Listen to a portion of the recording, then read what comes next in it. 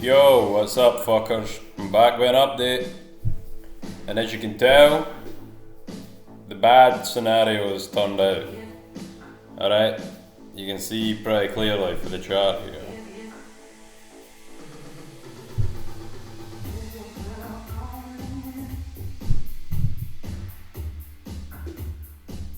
Right here was the last video. Go back and check it if you want to see if this was true or not. Back in the last video, we said if we break down for here, we'll drop down and come back up and retest this line as support. This is, it's exactly what it's done. And now it's coming down to our target, which is right here. Right, this is where the liquidity is sitting for this previous move. So as you can tell, we've actually touched it already. We bounced off that line there. Still bouncing about these diagonal trend lines that we've already spoke about. This will just be a quick video if you're not keeping up to date with the Pulsechain shit. You can see this is on the daily, money flows in the red, going into the red, VWAP's heading down, momentum's heading down, hitting the 60% mark, so there's not much we can do. You've got all this stuff kicking off with Iran and America and all the other bullshit that's going on with wars and whatever. They're not even, it's just all, this is just all fucking bullshit. It's all bullshit. But this is a good time to be buying. That's what the main getaway for all of this is, right? I still think that the price has gone down to the low. You're going to come down here and probably create a double bottom. I know most people didn't want to hear that right now, but I didn't give a fuck. It's probably going to do something like that, right? It might bounce here up to about here and fuck around there and then go down and create. Either way, it's coming down to this level, probably. So that would be a good area to look out for. Unless you're just DCAing right now. Just DCAing and it's no bother. Dollar cost average each week. Buy as much as you're willing to lose each week and just hold it for the next, well, God knows how long. We've been here 4 years holding this stuff, man. In Pulsechain anywhere. I've been in crypto about nearly 7 years. We can do some Bitcoin and Ethereum TA as well. It's a lot more exciting. Pulsechain is just, it's no formed properly yet. It's still being built. It's the devs are cooking, as people say. So you need to let them cook. Let the devs cook and just keep buying when you see these moves. We're down like,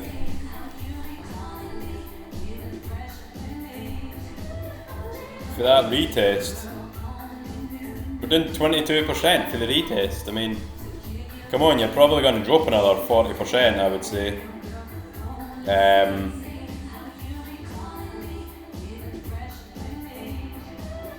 Yeah, 40%, bang on. This is going to drop 40%, probably, more than likely. So, let's look at incentive. Incentive's far stronger than any other, probably the strongest project in the whole Pulsechain ecosystem. Probably. Even look at money flow and everything on the daily. Had this mad move up the other day. Yesterday, I think it was. And immediately got sold back off, which is fine because we just buy more. Yesterday it pumped 50% pump. Wow. Immediately sold back off. People wonder why Richard isn't pumping money into this, or any major player isn't pumping money into this. Why would you just now? There's so much uncertainty and you don't know the whole story behind Pulsechain. You don't know what they're doing behind the scenes because it's an ongoing project. It's constantly being updated and tweaked and the new things being brought out and waiting on a wallet and whatever. Well, who cares? Right? It's a project being built. And so that's about it. that's about it for now. But so aye, I mean, people are into all different things, right? On Pulsechain. I mean, you get people that like hex bills, or just hex fucking maxis or pulse maxis or whatever you want to call them. You just pick one that you like and that you think. I mean, if because of Hart's law, if one of them move, pretty much they all move, right? So you can't really go wrong if you believe in the ecosystem. You just fucking pick something you like. Like personally, I love Pulse and Incentive. They're the two projects I mainly focus on, and I dabble in other things as well. But the way I see it is, if you think Pulsechain can do like a 30x or something for here, then why would you gamble on other things trying to get like 100x or like whatever you think, 1000x on something? It's like, right, realistically, if you just kept buying Pulse, if the likelihood of it getting a 30x or a 50x or a 100x is high, like you think that statistic is high, then why do you not just keep buying Pulse and no gamble on everything else? Because if you've got enough in Pulsechain, then you didn't need a 1000x in something else. Because the likelihood is you're going to lose that money anyway, because it's probably a shit coin, and it'll be a rug pull. I mean, that's the truth behind. I mean, Richard's created a god and a devil, right? I mean, you can make a project in 10 seconds on Pulsechain, right? With no real upfront costs whatsoever. No, none really. So yeah, it's a blessing and a curse just now, anyway. So personally, I would just rather keep investing in a couple of projects. For me, it's mainly an incentive token and Pulse. And then PDAI. PDAI's got, it's, the PDAI narrative is pretty cool. I mean, Hex is where I made the most money in about, I don't know, Ken, 6 years ago or something. You know what I mean? Like, I got a 5000x off it. So I will always have love for Hex, always. The reason I'm here in Pulsechain is because of Hex. The reason I kept going in crypto is because of Hex. That's eHex I'm talking about. The reason I kept going is because of eHex. Because it gave me so much.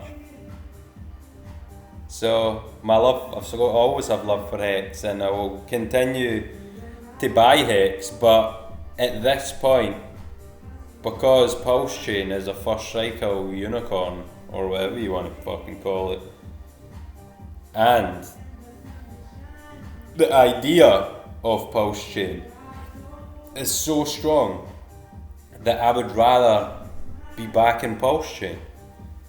Moreover than anything, I didn't want to over diversify, so I'll just focus on Pulsechain and incentive, because I like farming.